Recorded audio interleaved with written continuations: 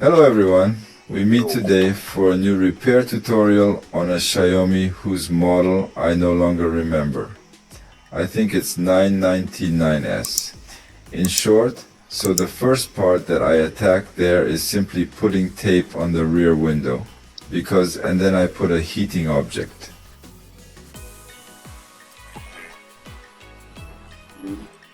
So the scotch actually serves so that the glass does not break into 1,000 pieces. When I'm going to peel off the back part and the heater, it's simply to heat the back shell enough without getting too hot. You can also do it with a mini thermal stripper, but it can be dangerous knowing that there is a battery underneath, so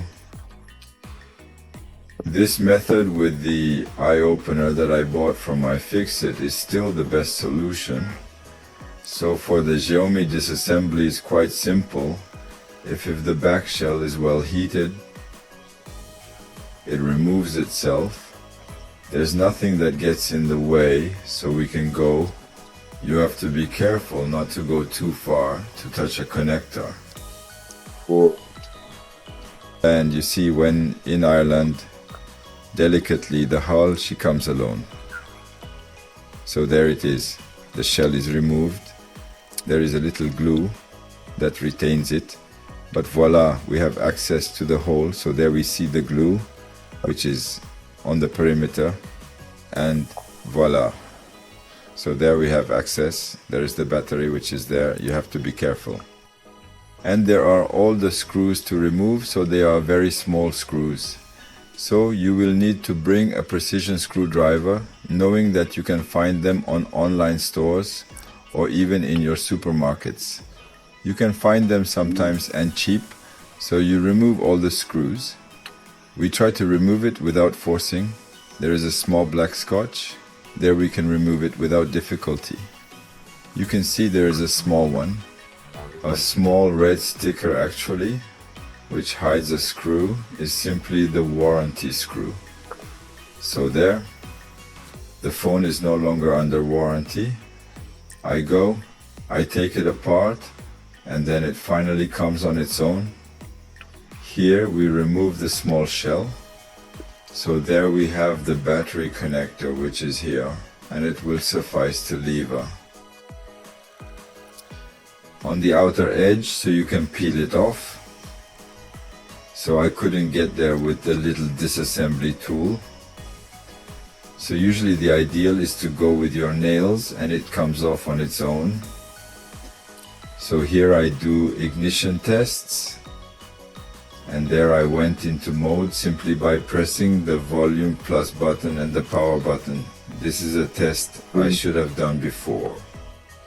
Press it for 5 seconds and you get to the DFU mode menu. It's a rescue mode, what? And then there we try different settings, but the problem is that the phone turns off and on again totally randomly. We'll see at the end of the video. This is finally the conclusion I have of this phone, knowing that it still fell quite a few times.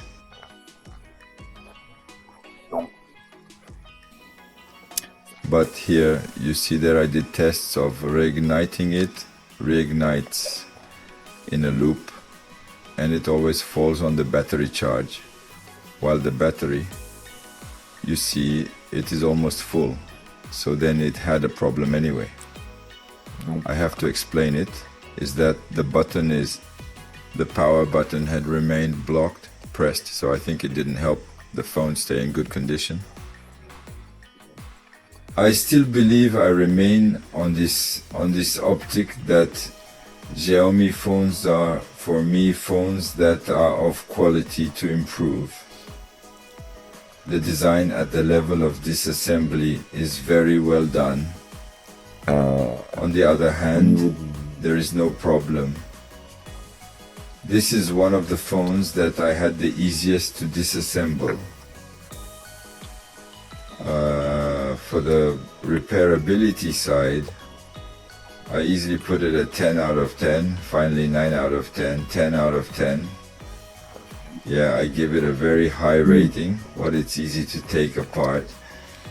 So here I have to remove the 3 photo sensors, which each have their own connectivity, and that's very good because so if a camera that breaks down, finally a photo sensor that breaks down, we can easily change it. Then I remove the various connectors so I can remove the motherboard. Once all the connectors are put, remove it, just toggle like this. There are little springs on the top of the map. Well, they're actually in the hull. Once it is lifted, we can change the thermal paste, and then after putting it back there, we must remove the battery. On the side of the battery, we see that it's YA and BI. I think it's like that A and B. Just take off this little orange tab that is on the side, but that I haven't seen it yet because there is a sense to remove the battery. And there is a system that is very well made which allows the battery to be switched smoothly, because I remind you, these are batteries that are still quite fragile. If you pierce it, then it can very clearly burn your hands. So a burning battery is quite impressive because it makes a jet of molten material. It's very impressive, it emits a lot of smoke, and it burns very, very hard. That's why I always take 1,000 precautions. When I remove a battery, it is something that is extremely scary. Never, and I say never, try to take apart a glued-on battery. That would be inflated if you drill it a little more. There is a risk of explosion.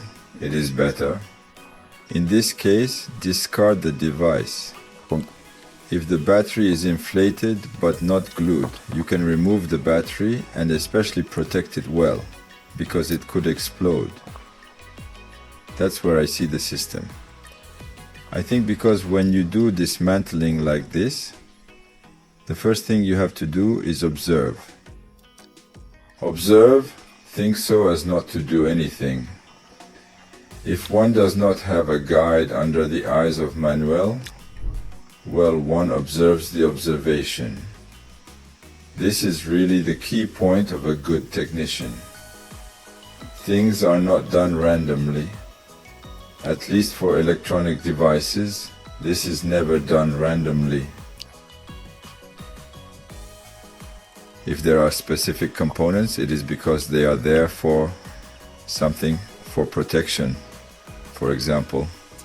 And there, if there was a small tab, it was simply to take off the battery with more ease. So the problem with this tongue is that it is still quite fragile. She ended up getting round.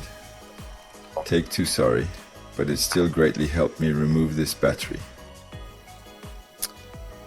So I'm going to tell you the end of the story.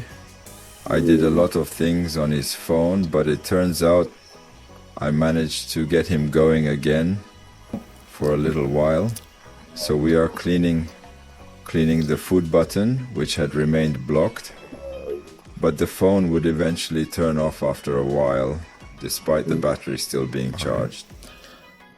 So there are 2 options, either the motherboard, which took a hit by being turned on permanently, then the power button pressed permanently, or the battery, which totally slammed, which is not what is not imposed.